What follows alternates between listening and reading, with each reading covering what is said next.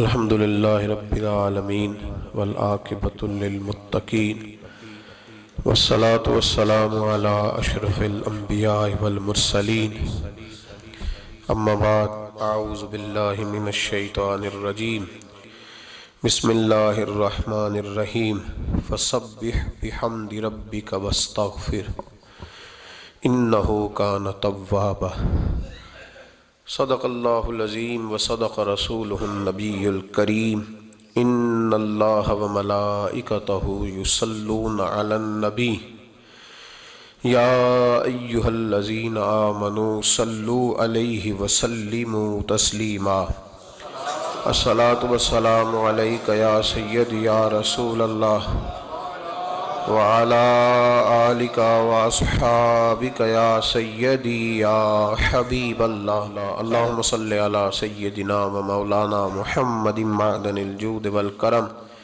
وعلى آله وأصحابه وبارك وسلم۔ تمام تعریفیں اللہ تعالی جل مجدہ الکریم کے لیے اور ہر قسم کے درود و سلام نبی رحمت سید عالم صلی اللہ علیہ وسلم کی ذات والا صفات کے لیے حمد و صلات کے بعد انسان کا سب سے زیادہ تعلق اس کے رب کریم کے ساتھ ہوتا ہے۔ اللہ تبارک و تعالیٰ کی طرف سے اسے نعمتیں ملتی ہیں، رب کریم کی طرف سے اس پر عطائیں ہوتی ہیں۔ اللہ کی طرف سے وہ آیا ہے اور واپس اللہ ہی کی طرف لوٹ جائے گا۔ ابتدا بھی مالک کریم کی ذات ہے اور انتہا بھی اسی رب کریم کی ذات ہے۔ انسان دنیا میں جتنے بھی پیچ و تاب کرتا ہے، جتنی بھی دنیا داری کرتا ہے اور جتنے بھی معاملات میں وہ وقت گزارتا ہے، وہ سارے عارضی ہیں، وقتی ہیں، اور بہت ساری چیزیں تو صرف اور صرف دھوکہ ہیں اور دھوکے کے سوا کچھ بھی نہیں۔ اگر اس کا یہ ذہن بن جائے کہ میں نے اپنے تعلقات کو، اپنے معاملات کو اپنے رب کے ساتھ صحیح رکھنا ہے، تو جب اللہ کے ساتھ اس کے معاملات ٹھیک ہوتے ہیں تو بندوں کے ساتھ خود بخود ہی ٹھیک ہو جاتے ہیں۔ اگر خشیت الہی پیدا ہوتی ہے، خوف خدا اسے نصیب ہو جاتا ہے، اور اگر اللہ تبارک و تعالیٰ کا قرب اسے میسر آتا ہے، اس رستے کا یہ سفر شروع کر دیتا ہے، تو بندوں کے ساتھ تو معاملات ویسے ٹھیک ہو جاتے ہیں۔ اس لیے کہ جب اللہ سے ڈرے گا، نہ دھوکہ کرے گا، نہ فریب کرے گا، نہ جھوٹ بولے گا، نہ کسی شخص کے ساتھ بددیانتی کرے گا، جب اللہ کے ساتھ اس کا تعلق ٹھیک رہے گا، اور جب یہ اپنے آپ کو آزاد سمجھے گا نا کہ میں ہوں اور میں ہی ہوں اور میں نے ہی چلنا ہے، تو پھر یہ اپنی مرضی سے معاملات کو چلائے گا تو خرابی پیدا ہوگی۔ اللہ تبارک و تعالیٰ کے ساتھ انسان کا جو رشتہ ہے، اس میں انسان کی کچھ کمزوریاں آڑے آتی ہیں، گناہ ہو جاتے ہیں، غلطیاں ہو جاتی ہیں۔ ان غلطیوں کے بعد اپنے رب کریم کے ساتھ اپنے تعلق کو مضبوط کرنے کے لیے اللہ رسول نے جو ہمیں وظیفہ دیا اس کو استغفار کہتے ہیں۔ استغفار ویسے اس کا لغوی معنی تو ڈھانپنا ہوتا ہے، یہ غفر سے بنا ہے، لیکن اس کے اصطلاحی معنی یہ ہے کہ جو گناہ انسان سے ماضی میں ہو جائیں ان سے معافی چاہنے کا نام استغفار ہے۔ کچھ لوگ توبہ اور استغفار کا لفظ اکٹھا بولتے ہیں، لیکن توبہ کا معنی ہوتا ہے آئندہ گناہ نہ کرنے کا وعدہ کرنا، اور استغفار کا معنی ہوتا ہے پچھلے گناہوں سے اللہ کے حضور معافی مانگنا۔ اگرچہ مفہوم کے لحاظ سے یہ ہم معنی ہی بنتے ہیں، لیکن ان کا جو اصطلاحی مفہوم ہے وہ یہ ہے کہ جب آپ پچھلے گناہوں سے معافی مانگ رہے ہوتے ہیں تو اس کو استغفار کہتے ہیں۔ اللہ تعالیٰ نے اس استغفار کو بڑا پسند فرمایا، بڑا پسند فرمایا، اور یہ استغفار کے جملے مالی کو اتنے پسند آئے کہ اللہ نے نبی پاک علیہ السلام کو بھی حکم دیا، کہا محبوب آپ بھی میری بارگاہ میں استغفار کریں۔ اگرچہ حضور کا استغفار اس معنی میں نہیں ہے، بلکہ نبی پاک کا استغفار تو بلندی درجات کا معاملہ ہے، چونکہ استغفار خود ایک عبادت ہے، تو یہ عبادت کرنے کا اللہ نے اپنے محبوب کو بھی ارشاد فرمایا۔ جب فتح مکہ ہوئی تو فرمایا اذا جاء نصر اللہ والفتح، جب اللہ کی مدد آئی تو پھر فتح نصیب ہوئی۔ وَرَأَيْتَ النَّاسَ يَدْخُلُونَ فِي دِينِ اللَّهِ أَفْوَاجًا، تو پھر آپ دیکھیں گے لوگوں کو، لوگ فوجوں کی فوجیں دین میں داخل ہو رہے۔ لوگ پہلے ایک ایک دو دو کر کے آیا کرتے تھے، تو اب فوجوں کی فوجیں آ رہی ہیں، تو یا اللہ ہم کیا کریں؟ تو رب کریم نے فرمایا محبوب فسبح بحمد ربک واستغفر، اپنے رب کے لیے حمد کرو، تسبیح پڑھو اور استغفار کرو۔ کیا کرو؟ استغفار، معافی مانگو، اس کے حضور آہذاری کرو، استغفار کرو۔ معنی یہ ہوا کہ جب تو غلطی ہو جائے پھر بھی استغفار کرو، جب اللہ زیادہ نعمتیں دے پھر بھی پھر بھی استغفار کرو۔ ہمارے ہاں یہ ہوتا ہے کہ جب تو کوئی نقصان ہوتا ہے تو وہ اللہ کی طرف سے ہوتا ہے، نقصان ہو جائے تو کہتے ہیں اللہ کی مرضی تھی، اور فائدہ ہو جائے تو کہتے ہیں میں نے محنت ہی بڑی کی تھی، میری جدوجہد بڑی تھی۔ ایک بچہ ایک دفعہ میرے پاس کہیں انٹرویو کے لیے جا رہا تھا تو دعا کرانے آیا، کہنے لگا میں نے وہاں جانا ہے، دعا کیجئے گا اللہ تعالیٰ کامیابی دے۔ میں نے دعا کی، کچھ اس کو پڑھنے کو بتایا لیکن کامیاب نہ ہو سکا، لوٹ آیا۔ تو میں نے پوچھا کہ کیا بنا؟ کہنے لگا حضرت صاحب بس اللہ کی مرضی تھی، اللہ کی مرضی تھی۔ پھر ایک دفعہ گیا تو اللہ کی مرضی تھی، تیسری دفعہ گیا کامیاب ہو گیا۔ تو بھئی اب کیا بنا؟ کہنے لگا جی جب میں داخل ہوا تو اس نے جاتے ہی مجھ سے پوچھا سب سے پہلا سوال یہ کہ تمہیں جنرل نالج کی بھی کچھ معلومات ہے یا شعبے کے آدمی ہو؟ تو میں نے کہا جناب پوچھئے۔ تو انہوں نے پاکستان کا حدود اربہ پوچھا تو میں نے فٹافٹ بتا دیا۔ پھر انہوں نے مجھ سے پوچھا کہ یہ جو مینار پاکستان ہے اس کی تجویز کس شخص نے دی تھی؟ تو میں نے فٹافٹ اس کا بھی نام بتا دیا۔ پھر شارٹ ہینڈ کے ایک دو سوالات اس نے کیے تو وہ بھی میں نے بتا دیے، تو الحمدللہ کامیاب ہو گیا۔ میں نے کہا بیٹے جب تو ناکام ہوا تھا تو اللہ کی مرضی تھی، اور کامیاب ہوا ہے تو میں لگا دیے، اب اللہ کی مرضی کدھر گئی؟ یہ اتنا بڑا نقص ہے انسانی فطرت کا، اتنی بڑی کمزوری ہے کہ معاذ اللہ تعالی ہم کمزوریاں قدرت کے کھاتے میں ڈال دیتے ہیں، اور ناکامیاں قدرت کے کھاتے میں، اور کامیابیاں کیا تماشا۔ حالانکہ ہونا یہ چاہیے تھا کہ جہاں انسان کمزور پڑے تو کہے میری غلطی تھی، میری غلطی تھی۔ صوفیاء یہ سبق دیتے ہیں، اللہ کے بندے یہ پیغام دیتے ہیں کہ جب تو کہیں ناکام ہو جائے تو سمجھ جائے یہ تیری، اور جب تو کامیاب ہو جائے تو سمجھ رہے اللہ راضی ہو گیا تھا، اللہ نے رحمت کر دی، اس نے فضل کیا۔ تو یاد رکھیں استغفار، کئی چیزوں پہ استغفار ہوتا ہے، کئی چیزوں پہ، اور استغفار کا نفع ملتا ہے۔ کیا نفع ملتا ہے؟ وہ سورہ نوح کی آیت نمبر 10، 11 اور 12 میں اللہ نے بیان فرمایا کہ استغفار صرف گناہ سے معافی چاہنے کا نام نہیں بلکہ استغفار کا تمہیں فائدہ ملے گا۔ کیا؟ رب فرماتے ہیں فَقُلْ تُسْتَغْفِرُوا رَبَّكُمْ۔ جب حضرت نوح کی قوم قحط کا شکار ہو گئی، آزمائشیں آ گئیں، تو آ کے حضرت نوح سے کہنے لگے اب ہم کیا کریں؟ تو کیا کہا حضرت نوح نے؟ فرمایا فَقُلْ تُسْتَغْفِرُوا رَبَّكُمْ، آپ نے فرمایا اپنے رب سے استغفار کرو، اپنے رب سے۔ انہوں نے قحط کی بات کی، انہوں نے کہا کہ کھیتیاں اجڑ گئی ہیں، بارش نہیں ہو رہی، قحط کی بات کی۔ آپ نے کیا کہا؟ استغفار کرو، کیوں کہ انہو کان غفارا، بے شک اللہ بڑا ہی بخشنے والا۔ وہ کیا کرے گا؟ یرسل السماء علیکم مدرارا، وہ تم پر موسلا دار بارش برسائے گا۔ جب تم استغفار کرو گے تو اللہ موسلا دار بارش برسائے گا، وَيُمْدِدْكُمْ، اور وہ تمہاری مدد کرے گا۔ استغفار کرنے والے کی اللہ کیسے مدد کرے گا؟ بِأَمْوَالٍ وَبَنِينَ، تمہیں مال بھی عطا کرے گا اور بیٹے بھی عطا کرے گا، بارش بھی دے گا استغفار کرنے والے کو، اور مال اور اولاد سے اس کی مدد بھی کرے گا۔ وَيَجْعَلْ لَكُمْ جَنَّةٍ وَيَجْعَلْ لَكُمْ أَنْهَارًا، اللہ تمہیں جنت بھی عطا کرے گا اور تمہیں نہریں بھی عطا فرمائے گا، تمہارے لیے جنت بھی بنائے گا، انہار بھی بنائے گا۔ توبہ کا، استغفار کا تمہیں یہ فائدہ ملے گا۔ ایک استغفار، ہمارے بزرگوں نے وہ لکھا ہے کہ جب انسان کو اللہ نعمتیں دیتا ہے تو پھر رب کا حکم ہے کہ اس پر شکر بھی کرے، نعمتوں پر اللہ کا شکریہ نہ کرنے پر بھی استغفار کرنا چاہیے کہ اللہ تو نے بڑا کچھ دیا تھا پر میں شکر ادا اس پر بھی۔ ہمارا تو اب یہ حال ہے کہ جو ہمارے پاس چیزیں ہیں وہ ہم کہتے ہیں یہ تو میرا حق تھا، لیکن جو نہیں وہ مجھے فٹافٹ ملنی چاہیے۔ مطلب اگر میرے پاس صحت ہے تو اس کو میں اپنا حق سمجھ لیتا ہوں کہ یہ تو میرا، یہ چونکہ ٹھیک ہے جی یہ تو صحیح ہے، تندرستی ہے یہ تو ٹھیک ہے، لیکن کار کوئی نہیں، وہ ذرا مل جانی چاہیے۔ اولاد تو میرے پاس ہے، وہ تو میرا حق تھا، میرا رائٹ تھا، معاذ اللہ وہ تو ہم نے حق بنا لیا۔ اور میرے پاس بنگلہ کوئی نہیں، وہ مجھے فٹافٹ مل جانا چاہیے۔ بھئی یہ کس طرح تیرا حق تھا؟ کس حساب سے؟ یعنی جو چیزیں ہیں ان کو سنبھالنے کی فکر نہیں ہے، اور جو نہیں ہے ان کے طلب کی فکر لگی ہوئی ہے۔ شکر نعمت کو محفوظ کر دیتا ہے، شکر نعمت کو محفوظ کر دیتا ہے، اور ناشکری نعمت کو لَئِن شَكَرْتُمْ لَأَزِيدَنَّكُمْ وَلَئِن كَفَرْتُمْ إِنَّ عَذَابِي لَشَدِيدٌ۔ اللہ فرماتے ہیں شکر کر، میں تیری نعمتوں میں اضافہ کر دوں گا، اور ناشکری کرے گا تو عذاب دوں گا۔ شکر نہیں نہ ہوتا، شکر نہیں ہوتا۔ دیکھیں نا، 100 روپے ابا جی نے دیا ایک بچے کو، اور اس کو کہا کہ جا دکان سے کچھ چیز لے آ، تو وہ 100 روپیہ اس نے رستے میں جاتے ہی کہیں پھاڑ دیا یا گوا دیا، تو اب وہ والد سے دوبارہ 100 مانگتا ہے، تو والد کہتا ہے کہ پہلے 100 کا تو نے کیا کیا؟ نہیں سمجھ آئی آپ کو میری بات؟ پہلے 100 کا کیا کیا؟ تو وہ کہے گا جی باپ میرا دل کرتا تھا میں نے پھاڑ دیا۔ جوان بچہ ہے، سمجھدار ہے، 12-14 سال کا ہے، میرا دل کیا تھا میں نے پھاڑ دیا، ختم ہو گئی بات۔ تو ابا نیا 100 دے دے گا؟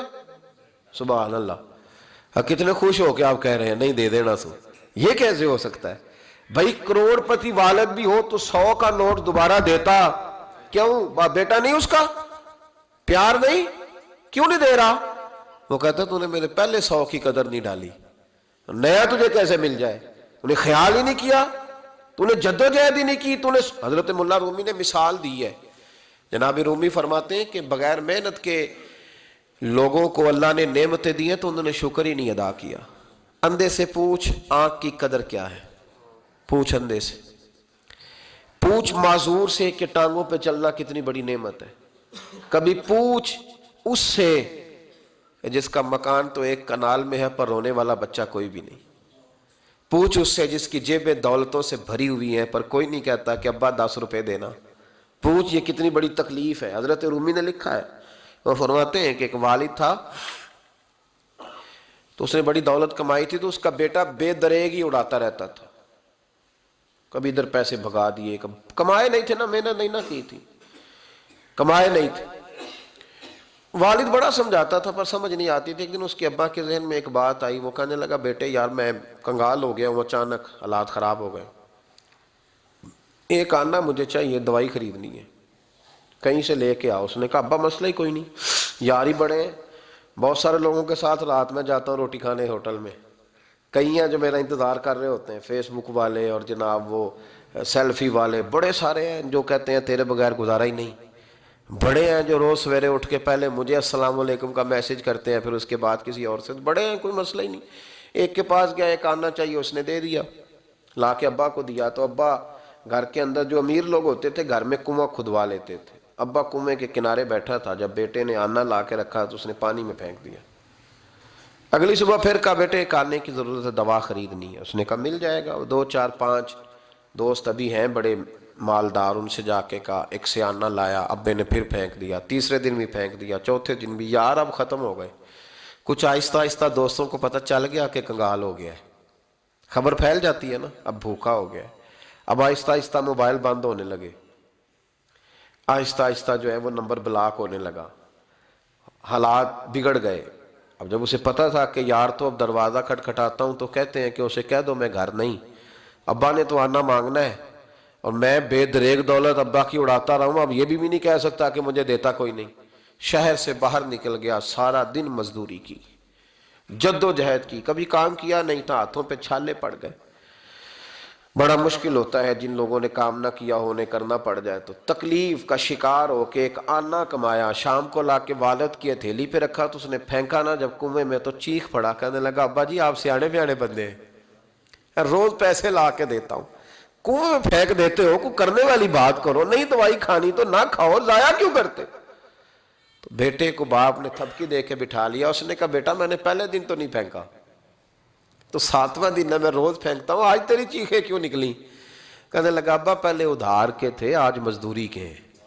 نہیں سمجھ آئی بات؟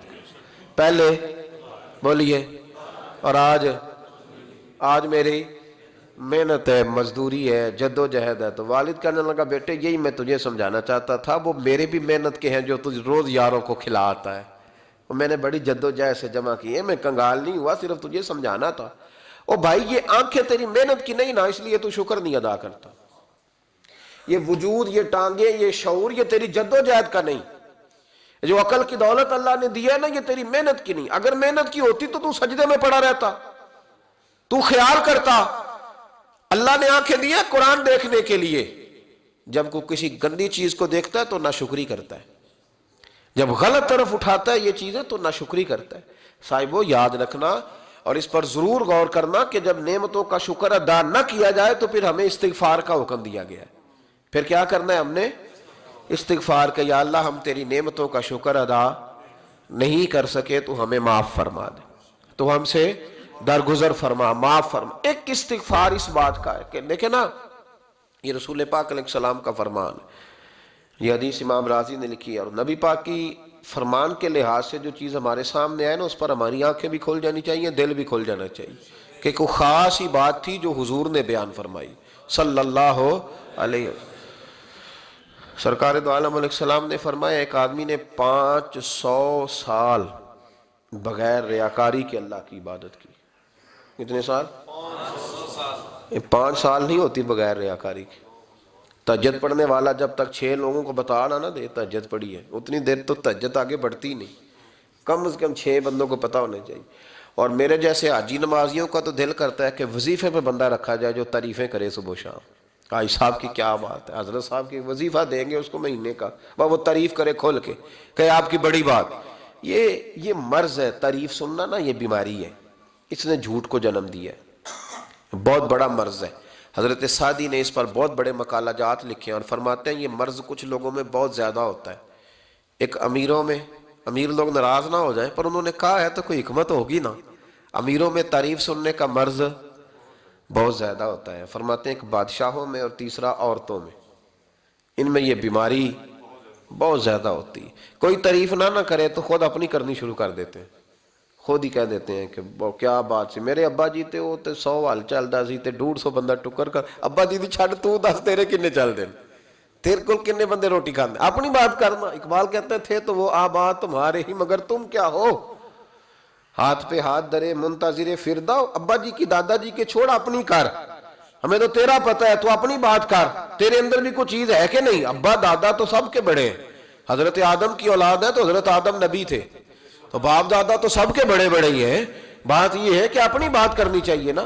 تو یہ بیماری ہے، یہ نقص ہے، 500 سال بغیر ریاکاری کی عبادت، اور بیان میرے نبی کریم علیہ السلام فرما رہے ہیں 5، بولیے، یہ بہت بڑا مسئلہ ہے، دکھاوا نہ ہو، ریاکاری نہ ہو۔ ہم مجالس میں جاتے ہیں نا جناب، محافل میں،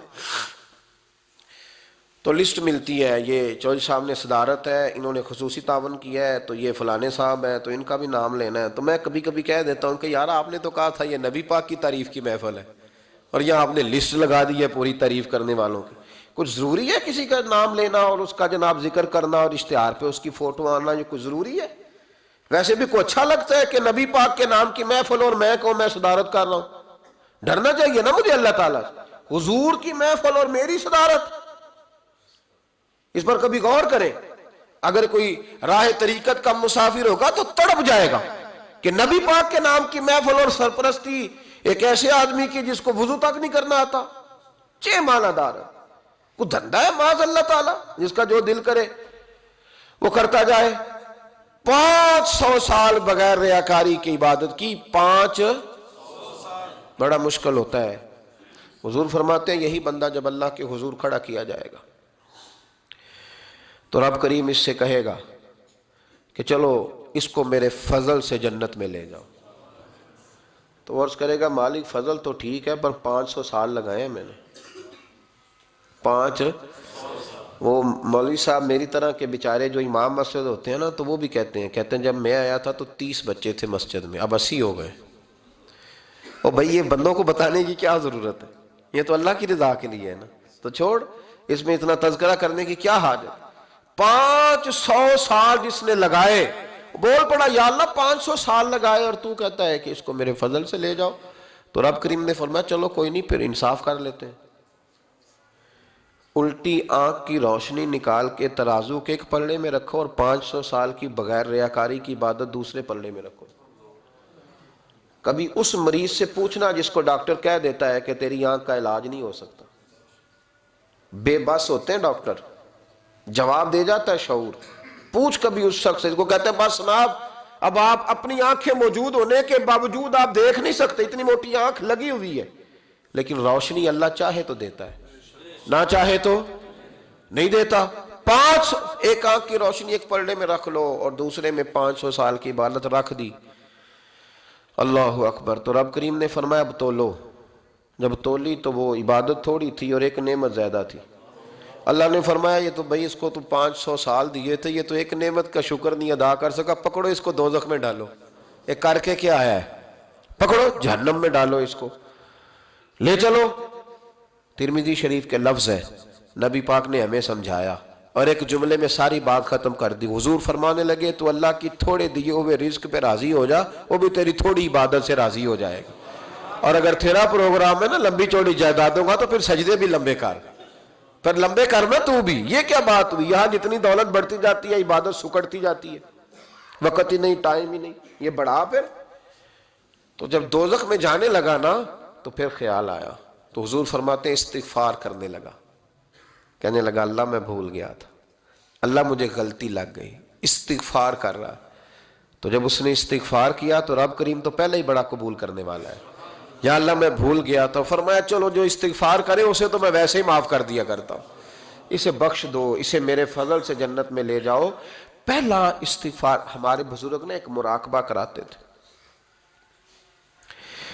مراقبہ ان فی خلق السماوات والارض واختلاف اللیل والنہار لآیات لأولی الالباب۔ مراقبہ ہوتا تھا اللہ کی نعمتوں پر غور کرنے کا نام۔ تو اکیلا بیٹھ، گردن جھکا اور غور کر خدا کا فضل کتنا ہے اور میری اس میں محنت کتنی، اس کا شمار کر۔ اس طرح کر کے 2 خانے بنا، ایک خانے میں اللہ کی نعمت رکھ اور دوسرے میں پھر اپنی محنت رکھ، اس کو کہتے ہیں مراقبہ۔ یہاں سے مراقبہ سٹارٹ ہوتا ہے۔ اور اگر تو شکر ادا کر رہا ہے تو پھر ٹھیک ہے، ورنہ پھر استغفار کر، پھر اللہ کے حضور معافی مانگ، پھر اس کے حضور آہوزاری کر، پھر اس سے کہہ کہ وہ معاف کرے۔ ہم لوگ یہ والا مراقبہ نہیں کرتے، اس لیے جو چیز ہے وہ تو میرا حق تھا، مجھے فٹافٹ دوسری بھی چاہیے۔ استغفار کریں اس لیے کہ ہم شکر ادا صحیح طور پر کر سکے۔ پھر اس کے بعد دوسرا استغفار اس وقت ہوتا ہے اللہ اکبر کہ جب انسان باشعور زیادہ ہو پر بے عمل بھی اتنا ہی زیادہ ہو، اسے بھی استغفار زیادہ کرنا چاہیے۔ اب میرے سمیت کسی بھی آدمی کو چھیڑیں گے نا تو دنیا اور مافیہا کی وہ باتیں کرے گا، لیکن جب اس کا عمل دیکھا جائے گا تو کچا سا، پلپلا سا، کمزور سا۔ یعنی ایسے لوگ ہیں جو ماں باپ کی عظمت پر 6 گھنٹے تقریر کر سکتے ہیں، لیکن اگر ان کی اماں سے جا کے پوچھا جائے کہ بیٹے کا حال کیا ہے جی، تو کہتے ہیں بڑی تکلیف میں ہو، اپنے بیٹے کے سبب سے وہ بڑی آزمائش کا شکار۔ بھئی تیری 6 گھنٹے کی تقریر کا معنی کیا ہوا؟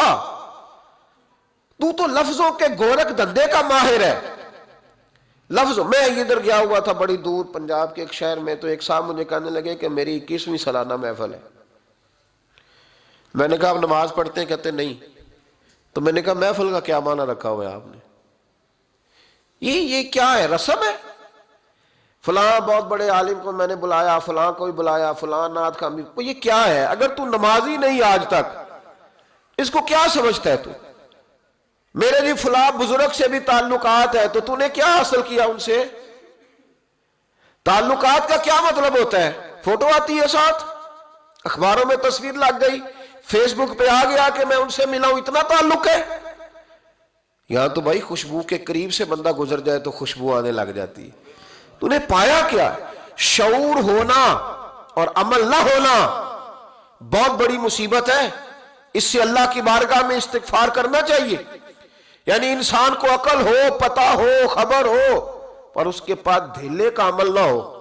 اس کو 3400 حدیث آتی ہو کہ نماز نہ پڑھنے والے کی سزا یہ ہے، پھر بھی نہ پڑھے تو سزا ہے کہ نہیں اللہ کی طرف سے؟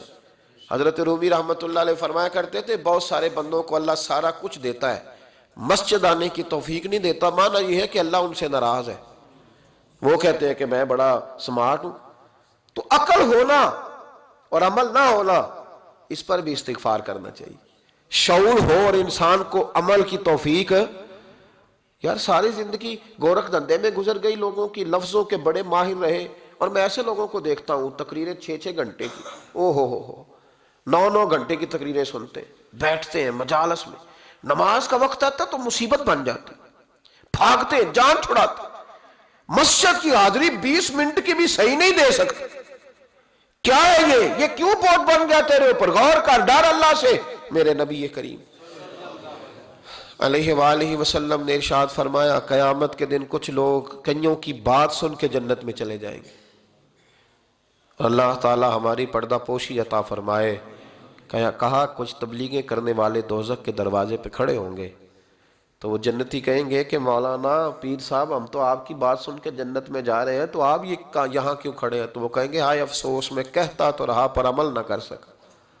میں عمل، اس سے مراد صرف ممبر پہ بیٹھنے والا مولوی نہیں، اس سے ہر وہ شخص مراد ہے جو نصیحتیں تو بڑی کرتا ہے لیکن خود عمل وہ بہت بڑا الفاظ کا ذخیرہ رکھتا ہے، پر عمل کے لیے 2 سجدے بھی صحیح طریقے سے دے سکتا. پھر وہ استغفار کرے، پھر وہ اللہ کی بارگاہ میں معافی مانگے، پھر وہ توبہ کرے. اس لیے کہ جو جتنا بڑا ہوتا تھا نا اس پہ خشیت بھی اتنی زیادہ طاری ہوتی، اس پر خشیت بھی اتنی جتنا. حضرت عمر فاروق رضی اللہ تعالیٰ عنہ کو زخم لگ گیا، شدید زخم لگا، آپ آ گئے، بڑی زیادہ خون بہ گیا ہے، بہت سارے صحابہ آپ کے گرد جمع ہو گئے، حضرت عبداللہ ابن مسعود بھی آ گئے تو جناب عمر رونے لگ گئے. اب تو رونا آتا ہی نہیں لوگوں کو. حضرت محی الدین ابن عربی کہا کرتے تھے جس کو پورا ہفتہ ہو گیا نا وہ طریقت کا مسافر بھی. جاگ رہے ہیں آپ حضرات؟ کہتے تھے جس کو پورا ہفتہ ہو گیا نا طریقت کا مسافر بھی ہے پر اللہ رسول کی یاد میں رویا نہیں. فرماتے تھے مجھے تو اس کے ایمان پر شک ہونے لگ گیا کہ 8 دن ہو گئے اسے خیال ہی نہیں آیا. حضرت عمر میدان میں جس شخص کے کبھی پاؤں نہیں لڑکھڑائے، اللہ رسول کی بات آتی تھی تو دریا بہتے تھے آنسو. یہاں حال ہی کوئی نہیں، خشک خشک جملے اور جناب موٹے موٹے تراشے ہوئے فکرے اور لفظوں کی ہیرا پھیری، اس کے علاوہ کوئی چیز نظر ہی نہیں آتی. حضرت عمر رونے لگے، آخری وقت ہے، تڑپ رہے ہیں، آنسو بہ رہے. حضرت عبداللہ ابن مسعود آ گئے، انہوں نے کہا عمر تیری ہجرت بھی بڑی باکمال تھی، تیرا اسلام قبول کرنا بھی بڑا ہی باکمال تھا، حضور بھی تجھ سے ہمیشہ راضی رہے. عمر تو روتا کیوں ہے یار؟ بات تو یہ ہے کہ جب تو نے خلافت سنبھالی تو پھر تیرے طریقے بھی باکمال ہی تھے، اور جب تو میدان میں اترتا تھا پھر بھی تیرے معاملات باکمال تھے، اور جب تو مال غنیمت بانٹتا تھا پھر بھی تو باکمال. یار ہر موقع پہ تو باکمال تھا تو جاتے دفعہ روتا کیوں ہے؟ ان کا استغفار دیکھو، ان کی توبہ دیکھو. حضرت عمر پھر رو پڑے، کہنے لگے عبداللہ لوگوں کو میری نیکیوں کا پتہ ہے، گناہوں کا تو نہیں نا پتہ. وہ تو میں جانتا ہوں یا میرا مالک جانتا ہے نا، نیکیاں تو سب کے سامنے، پر من آنم کے من دانم جو اندر چھپے ہوئے گناہوں کے ڈھیر ہیں وہ تو میں جانتا ہوں. کہا تو نے میرے کلمہ پڑھنے سے لے کر میری حکومت تک میری ساری نیکیاں گنوائی ہیں، اب دعا کر میرے لیے کہ رب میری نیکیاں اور بدیاں برابر برابر کر دے، مجھے درجہ نہیں چاہیے، بس اللہ مجھے معاف کر دے. درجوں کی ضرورت نہیں ہے. یہاں تو لوگ درجات لے کے بیٹھے. حافظ کہتا ہے کہ میں جتنے آیتیں ہوں گی اتنے میرے درجے بلند ہوں گے. پہلے درجوں والا کام تو کوئی کرنا. مولانا کہتے ہیں کہ نور کے ممبر پہ بیٹھوں گا، بھائی پہلے بتا نور کے ممبر کی طرف تیرا سفر بھی جاری ہے کہ نہیں. تاجر کہتا ہے کہ میں سخاوت کروں گا تو حضرت عثمان کے ساتھ جگہ ملے گی، پر حضرت عثمان کی سخاوت اور اپنی سخاوت کا فرق بھی دیکھ. مجاہد کہتا ہے کہ میں نبی پاک کے جہاد والے صحابہ کی پشت پہ رہوں گا تو پہلے اپنے کام تو دیکھ. اور جب ساری باتیں سمجھ میں نہ آئے تو پھر اللہ کی بارگاہ میں استغفار کر، پھر بیٹھ. بڑے لوگ استغفار کرتے، معافی چاہتے، اور یہ استغفار پھر اتنا کرم کرتا، اتنی آسانی کرتا، اس قدر بہتری کرتا کہ وہ مانگ تو اپنے گناہوں کی معافی رہے ہوتے تھے اور اللہ رحمتوں کے دروازے کھول دیتا تھا. اللہ ان پر کرم کے دروازے. حضرت امام حسن کے پاس ایک شخص آیا، حضرت امیر معاویہ بھی بیٹھے تھے، تو اس نے امام حسن سے آ کے کہا کہ حضور اولاد نہیں ہے، کوئی دعا کر دے. توجہ ہے میری بات پر؟ اب بھی لوگ پیروں کے پاس آتے ہیں نا ماشاءاللہ سے، اللہ خیر فرمائے. تو پیر صاحب اگر وظیفہ بتائیں تو وظیفہ چونکہ پڑھنا پڑتا ہے وہ کام مشکل ہے. لہذا تعویذ تو پیروں نے بھی اب ماشاءاللہ بڑی ترقی کر لی، انہوں نے بھی تعویذ چھپوا کے رکھ لیے. کون لکھے اتنے تعویذ؟ جو کہ ہر مرید کو تو تعویذ چاہیے. انہوں نے نا جی تعویذ پکے چھپوا لیے، کچھ نے مورے بنوا لیے. دیکھتا رہتا ہوں، میرا شعبہ ہے نا، میں دیکھتا رہتا ہوں کہ مور لگائی، اس کو باندھا، اللہ خیر کرے گا. تو اب وہ نفسیاتی معاملہ ہے، ظاہر ہے 100 بندہ تمیز لے کے گیا ہے تو 1.5 کو تو فرق پڑے گا ہی نا بیچ میں سے، تو جس کو فرق پڑ گیا اس کا فیس بک پہ دے دیا کہ یہ میری کرامت ہے جی، تو جس کا نہ پڑا جی جڑے محرم راز حقیقت دے او تے راز حقیقت کھول دے ہی نہیں، اے جنہ ویکھیا نہیں او کرن گلاں، جنہ ویکھ لیا او تے بول دے ہی نہیں۔ ہمارے ایک حضرت تھے تو ان کے پاس ہم بیٹھے تھے، نیک آدمی، تو تویز دیا تو مرید کہنے لگا حضور دوبارہ کب آؤں؟ کہنے لگے فرق پڑ گیا تو آ جانا، نہیں تو کہیں اور چلے جانا۔ اس لیے کہ شیخ عبدالعزیز دباغ رحمت اللہ علیہ کے ایک مرید نے کہیں تنقید کر دی تھوڑی سی، یہ لفظ بس نا بہت بڑے ہیں، ان کی میں تشریح نہیں کروں گا، جتنے جملے اتنی بات کر کے بیت جاؤں گا، ان کی تشریح نہیں ہو سکتی، یہ ان کی توضیح نہیں ہو سکتی، کچھ تفصیل نہیں ان کی ہو سکتی، یہ جملے بڑے، میں کوئی تشریح نہیں کروں گا۔ اس نے کہا کہ حضور فلاں فلاں فلاں فلاں جگہ مجھے پریشانی ہے آپ کے حوالے سے، تو آپ فرمانے لگے میں نے کون سا باندھا ہوا ہے، نہیں سمجھ میں بات آتی تو کہیں اور چلا جا، باندھ کے رکھا نہیں، دروازے کھلے ہوئے ہیں، کہیں اور چلا جا، ختم ہو گئی بات، تنقید کرنے کی ضرورت چھٹی۔ اس لیے کہ وہ لوگ بت نہیں بناتے تھے کہ بس ادھر ہی پوجا کرنی ہے کہ کہیں اور نہیں جانا، یہ چھوڑے ہے نا ہمارے چکر چلا ہوا، میرے علاوہ کہیں اور نہ جانا۔ شیخ عبدالوہاب شرونی فرمایا کرتے تھے یہ تو نقص ہے تیرے اندر کا، یہ تو تیرے اندر کا نقص ہے، اگر تو قابل ہوتا تو کہتا جا سنگیا سارا زمانہ دیکھا، اگر کوئی میرے جیسا ملا تو چلا جانا، اور اگر میری طرح کا نہ ملا تو پھر کہیں اور جا دیکھا سارا۔ او بھائیو کیا چکر ہے، وظائف لوگ پوچھتے تھے تو ان پہ عمل کرتے تھے، وہ چیزیں فائدہ دیتی۔ حضرت امام حسن سے آ کے وظیفہ پوچھا، اس شخص نے کہا حضور اولاد کوئی نہیں تو وظیفہ بتائے، تو آپ نے فرمایا استغفار پڑھا کر، کیا کر؟ اس نے کہا ٹھیک ہے، تو حضور پھر میں دوبارہ کب آؤں؟ تو امام حسن کہنے لگے بے اولاد ہے نا تو استغفار کا وظیفہ بتایا نا؟ کہا ہاں۔ فرمانے لگے اب اس وقت آنا جب اللہ تجھے 10 بیٹے عطا کرے گا۔ کتنے؟ 2 4 نہیں، 10 ہی کہہ دیے۔ تو حضرت امیر معاویہ رضی اللہ تعالیٰ دیکھا، کہنے لگے حسن اتنا بڑا دعویٰ؟ آپ فرمانے لگے میں نے کہہ دیا نا تو اللہ فضل کرے گا، ہاں ہاں اللہ خیر کرے گا، خیر ہو جائے گی۔ وہ شخص کئی سالوں کے بعد آیا، کئی سالوں کے بعد، تو حضرت امیر معاویہ کو بھی ساتھ لایا، کہنے لگا حضور اللہ کے فضل سے اللہ نے 10 بیٹے عطا فرمائے، پورے 10 ہی اللہ نے دیے۔ تو حضرت امیر معاویہ کہنے لگے جناب بات تو آپ کی سچی ہو گئی، پر مجھے بھی بتائیں یہ وظیفہ کہاں سے لیا؟ فرمانے لگے قرآن پاک سے، سورہ نوح کی 10 11 12 آیت پڑھو، اللہ فرماتے ہیں تم استغفار پڑھو میں تمہاری بیٹوں سے بھی مدد کروں گا، مالوں سے بھی مدد کروں گا۔ تو میں نے استغفار بتائی تھی اور قرآن میرے اللہ کا ہے، رب کا وعدہ جھوٹا ہو سکتا؟ فرمایا 10 بیٹے ملنے تھے، میں نے کہہ جو دیا تھا۔ وہ میرے بھائیوں یاد رکھیں استغفار اللہ کی رحمت نازل کر، ایک ہوتا ہے خوف، ایک ہوتی ہے خشیت۔ خوف والے لوگ توبہ کرتے ہیں، خشیت والے استغفار کرتے ہیں۔ ایک ہوتا ہے خوف، ایک ہوتی ہے خشیت والے استغفار کرتے ہیں۔ نبی کریم علیہ السلام نے فرمایا میں دن میں 100 مرتبہ استغفار کرتا ہوں، دن میں۔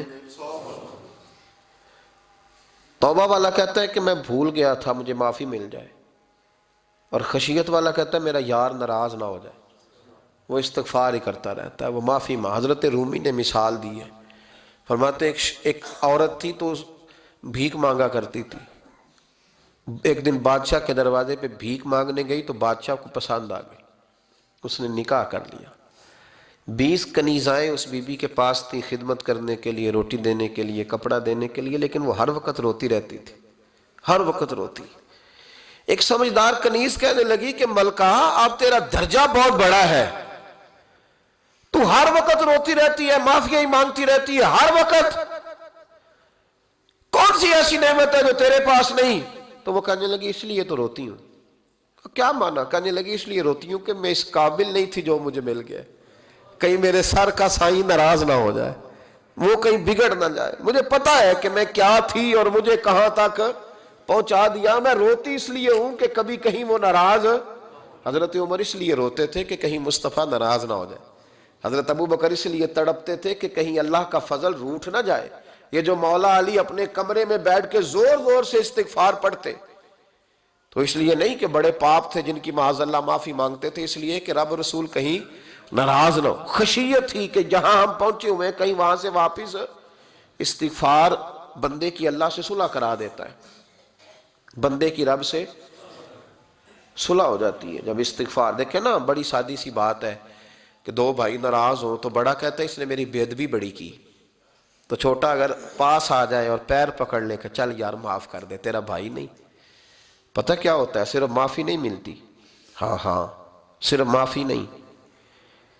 چھوٹے نے بے ادبی کر دی، بڑے کو تکلیف ہوئی، بات جب آگے بڑھی نا تو بڑے نے شکوہ کیا. جب لوگوں نے چھوٹے کو سمجھایا تو چھوٹا جب معافی مانگتا، ادھر دیکھو میری طرف، جب چھوٹا معافی مانگتا ہے نا اٹھ کے جاتا ہے اور بڑے کے پیر پکڑتا ہے تو نرا معاف نہیں کرتا، بڑا رو بھی پڑتا ہے، بڑا رو بھی پڑتا ہے. اور وہ کہتا ہے کہ وہ میں اور تم اماں کے پاس اکٹھے بیٹھتے، ایک باپ کی موٹر سائیکل پہ اکٹھے بیٹھتے، تو تیرا اور میرا رشتہ اتیار تو نے یہ کیوں؟ وہ جو آنسو نکلتے ہیں نا وہ درد ہوتا ہے، وہ کیف ہوتا ہے، وہ سوز ہوتا ہے، وہ لذت ہوتی ہے، وہ پیار ہوتا ہے. رب کہتا ہے تو معافی مانگ، انہو کان غفارا، تو معافی مانگ، میں تجھے معاف بھی کروں گا، تیرے اوپر رحمت بھی فرماؤں گا، تیرے اوپر کرم نوازی بھی کروں گا، تجھے نواز دوں گا، تجھے عطا کروں گا. حضرت موسیٰ کلیم اللہ علیہ السلام کا زمانہ مبارکہ تھا، قحط پڑ گیا، بارش نہیں ہوتی. ہم لوگ نا اب تو خیر ہمارے پاکستان میں تو ٹیبل ٹاک ہوتی ہے، ٹاک شو ہوتے ہیں، ہمارے ہاں تو پتہ کیا جاتا ہے کہ بارش ہو کیوں نہیں رہی. پھر اس پہ یہ ہوتا ہے کہ دھواں بڑا چڑھ گیا ہے، حالات بڑے خراب ہیں، فلاں ایسے ہو گیا، قحط کا. ہم تو اسباب تلاش کرتے رہتے ہیں نا جی، فوگ بہت زیادہ ہے، فلاں چیز ایسے ہے، فلاں چیز ایسے ہے، ہم تو یہ تلاش کرتے رہتے ہیں. وہ لوگ یوں نہیں کرتے تھے، وہ سیدھے جا کے مصلوں پہ بیٹھتے تھے، اس لیے کہ وہ کہتے تھے جب رب چاہتا ہے تو پھر کوئی چیز کسی چیز کو روک سکتی، وہ سیدھے مصلے پہ بیٹھتے. اعلیٰ حضرت فاضل بریلوی رحمۃ اللہ علیہ کے پاس ایک مولانا محمد حسین آئے، وہ فلکیات کے بڑے ماہر تھے. تو اعلیٰ حضرت نے فرمایا ذرا ستاروں کا حساب لگا کے دکھاؤ بارش کب ہوگی. کہنے لگا پورا مہینہ تو نہیں ہوگی. تو اعلیٰ حضرت رحمۃ اللہ علیہ فرمانے لگے کہو کہ میرا علم کہتا ہے مہینہ نہیں ہوگی، اللہ چاہے تو ابھی ہو سکتی ہے.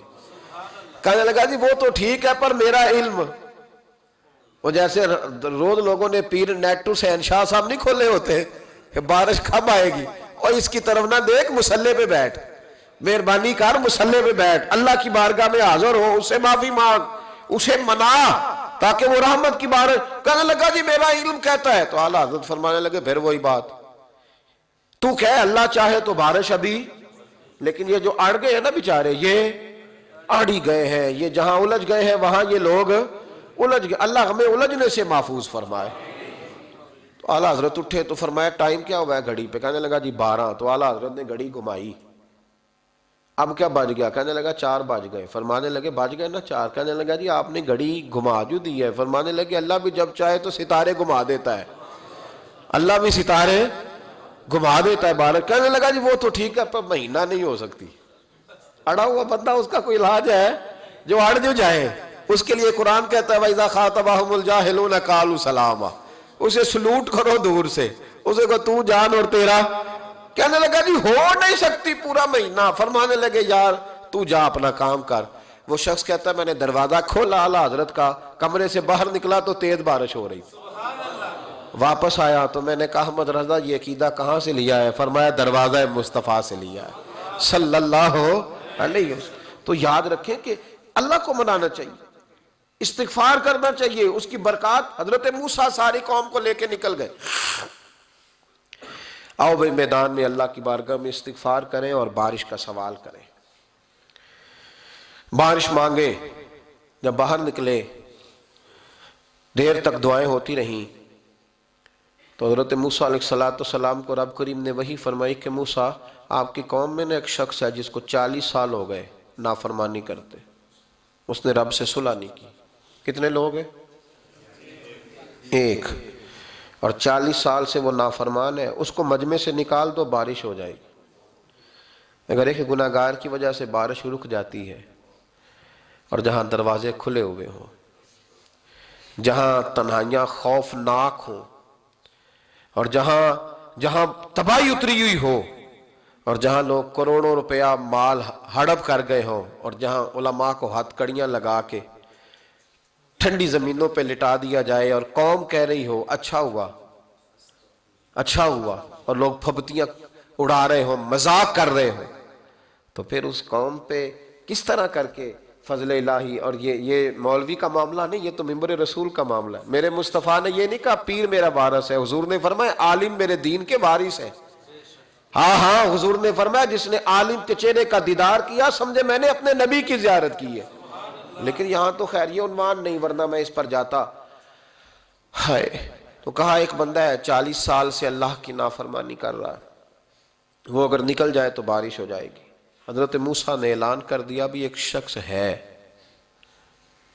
وہ اگر نکل جائے تو بارش ہو جائے گی۔ پتہ تو ہوتا ہے نا سب کو، مجھے بھی پتہ ہے کہ میں اندر سے کیسا ہوں، اور آپ کو بھی خبر تو ہوتی ہے نا جی۔ جب بات ہو رہی ہوتی ہے تو پھر پتہ تو چلتا ہے نا کہ بات کہاں جا کے سیٹ ہو رہی ہے، پتہ چلتا ہے نا۔ اسے بھی چل گیا پتہ، اب اندر ہی اندر رونے لگا۔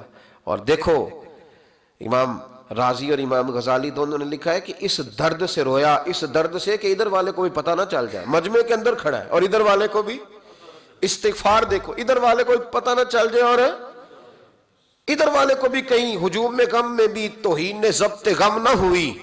ہم اس احتیاط سے روئے کہ آنکھ نم نہ ہوئی، ہجوم میں غم میں بھی توہین نے ضبط غم نہ ہوئی۔ ہم اس احتیاط سے روئے کہ آنکھ نم نہ ہوئی، روئے بھی پر کسی کو آنسو نہیں دیکھنے دیے۔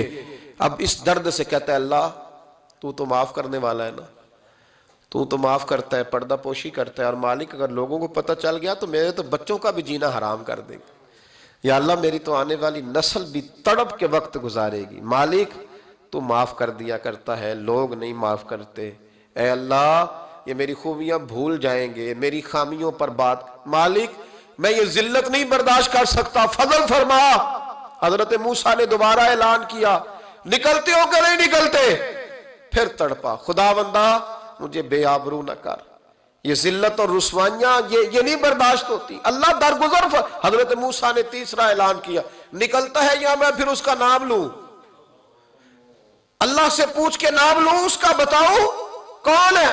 اب تو تڑپ گیا، کہنے لگا مالک میں تیری بارگاہ میں استغفار کرتا ہوں، آئندہ نہیں کرتا، آئندہ نہیں کرتا۔ یہ لفظ ادا کیے، بندہ کوئی بھی نہیں نکلا، رب کریم نے بارش عطا کر دی، تیز بارش جب برسی نا، تیز بارش، تو لوگ تو می دیکھ کے دوڑ گئے۔ تو حضرت موسیٰ کہنے لگا یا اللہ مجھے بھی تو بتا، تو نے کہا تھا کہ جب تک بندہ نہیں نکلتا بارش نہیں ہوگی، تو نکلا کوئی بھی نہیں، بارش ہو گئی، ماجرا کیا ہے؟ تو رب کریم نے فرمایا موسیٰ بس اس نے مجھ سے صلح کر لی، اس نے مجھ سے صلح کر لی۔ اور امام غزالی نے لفظ لکھے حضرت موسیٰ نے پوچھا، حالانکہ اللہ اپنے نبیوں کو غیب کے خزانے دیتا ہے، پوچھا کہ اے اللہ مجھے اس کا نام بتا دے۔ تو رب کریم نے فرمایا موسیٰ جب گناہ گار تھا تب نہیں کسی کو بتایا، جب پاپی تھا تب نہیں بتایا، جب مجرم تھا تب نہیں بتایا، اب کیسے بتا دوں؟ فرمایا اس کی میری صلح ہو گئی ہے، اور فرمایا جو بارش نہیں نہ ہو رہی تھی وہ بھی اس کی وجہ سے نہیں ہو رہی تھی، اب جو ہوئی ہے نا تو یہ بھی اسی کی وجہ سے ہوئی ہے، یہ بارش اب جو ہوئی ہے تو یہ بھی یہ اس گناہگار کے سبب سے۔ اپنی راتیں اللہ کے ساتھ گزارے، مصلی پہ بیٹھے۔ میرے صاحب رحمۃ اللہ علیہ سے جب کوئی کہتا نا کہ بڑا پریشان ہوں تو کچھ بتائیں، تو فرماتے آج رات مصلی پہ بیٹھ کے اپنے رب سے بات کرنا، میں بھی بات کروں گا۔ بندوں کو دکھ بتانے سے عزت میں کمی آتی ہے، اور اگر اللہ کو بندہ اپنے دکھ بتائے تو اللہ عزتیں بڑھا دیتا ہے۔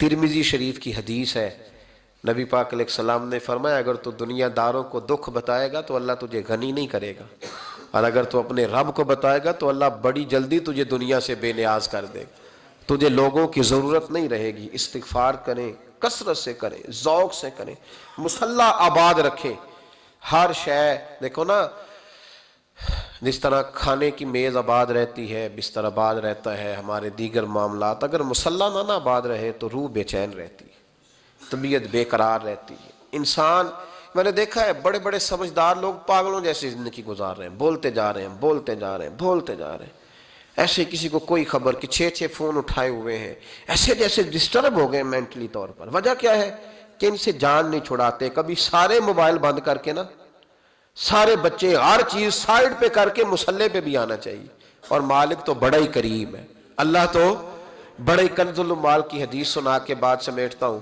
نبی پاک صلی اللہ تعالی وسلم فرماتے ہیں ایک شخص تھا بنی اسرائیل میں، بڑا مالدار تھا، تو پھر اس پہ غربت آ گئی، جب غربت آئی تو رو پڑا، کہنے لگا اے اللہ میں غریب ہو گیا ہوں میری مدد فرما، میں نے بڑی نافرمانی کی ہے تیری، مالدار جب تھا تو بڑی موج کا، یا اللہ میں نے اب نہیں کروں گا، مجھے اس غربت سے نکال۔ تو اللہ نے فرشتوں سے کہا کہ دے دو جو مانگتا ہے۔ تو فرشتے کہنے لگے یا اللہ یہ توبہ کر کے نہیں آیا، ڈر کے نہیں آیا، یہ تو الجھ گیا تب آیا ہے، یہ تجھ سے ڈر کے ہوتا ہے نا ایسے کہ لوگ اللہ سے نہیں ڈرتے جتنا غربتوں سے معاذ اللہ ڈرتے ہیں، یا اللہ یہ تو وہ الجھ گیا تب آیا۔ تو اللہ نے فرمایا پتہ مجھے بھی ہے لیکن آ تو گیا ہے نا، چلو دے دو۔ تو کہا یا اللہ اگر دے دیا تو دوبارہ نہیں آئے گا، فرمایا اس کا بھی مجھے پتا ہے، تم دے دو۔ اسے دے دیا، جب دولت مل گئی نا تو کہنے لگا اوہو وہ تو میں نے اس طریقہ سے استعمال کیا اس لیے کامیاب ہو گیا۔ پھر کچھ وقت گزرا تو پھر الجھ گیا، پھر قرضے چڑھ گئے، پھر سارے علاج کہنے لگا یا اللہ اب نہیں کرتا، اب معاف کر دے۔ 70 دفعہ توبہ کی اور 70 دفعہ توڑی۔ حبیب کریم فرماتے ایک دن بستر پہ تھا، آسانی تھی، 70 دفعہ فرشتوں نے کہا یا اللہ یہ جھوٹا ہے، جھوٹ بولتا ہے، یہ تو غربت ہے، یہ تو تیری بارگاہ میں آیا ورنہ کبھی نہ آتا، بیمار ہوا ہے تو آیا، اس کا تو بچہ بیمار ہوا ہے تو آیا ورنہ کبھی نہ آتا۔ 70 دفعہ توبہ توڑی۔ ایک دن رات کو بستر پہ لیٹا تھا، دولتیں بھی تھی، آسانیاں بھی تھی، دل میں خیال آیا میں کتنا جھوٹا ہوں، جب الجھ جاتا ہوں تو اس کے دروازے پہ جاتا ہوں اور وہ کتنا کریم ہے، مجھے خالی نہیں لوٹاتا۔ تڑپ اٹھا، آنسو نکل گئے، اٹھ کے مصلے پہ کھڑا ہوا تو رب کریم نے فرشتوں سے فرمایا کھول کے دیکھو دروازے، آج یہ غربت کی وجہ سے نہیں آیا، آج میرا بن کے آیا ہے۔ تو یا اللہ پہلے تو دولت دیتا تھا، آج کیا دے گا؟ تو محبوب فرماتے اللہ فرماتے ہم نے اسے بغیر حساب کتاب جنت عطا کرو۔ استغفار کریں، اس کے حضور حاضری دیں۔ جس طرح سارا کچھ چھوڑ چھاڑ کے لوگ کہتے نہیں کہ 1 مہینہ میں نے کسی سیاحتی مقام پہ رہنا ہے، میں نے اب کسی ٹھنڈے علاقے میں چلے جانا ہے، برف باری دیکھنی ہے، سیر کرنی ہے، 10 دن کی چھٹیاں وہاں گزارنی ہے، چلو 7 چھٹیاں وہاں گزار لو، 3 دن اپنے اللہ کے ساتھ گزارو، روزے رکھو، دن کو رات کو قرآن شریف پڑھو، تلاوت، کچھ وقت دو اللہ کے ساتھ حضور پر درود و سلام بھیجنے کے لیے، نبی پاک کی نعت کے لیے، اذکار کے لیے، بزرگوں کے لیے، پھر دیکھنا اللہ روح کو کتنا سکون دیتا ہے۔ آخر دعوانا الحمدللہ رب العالمین۔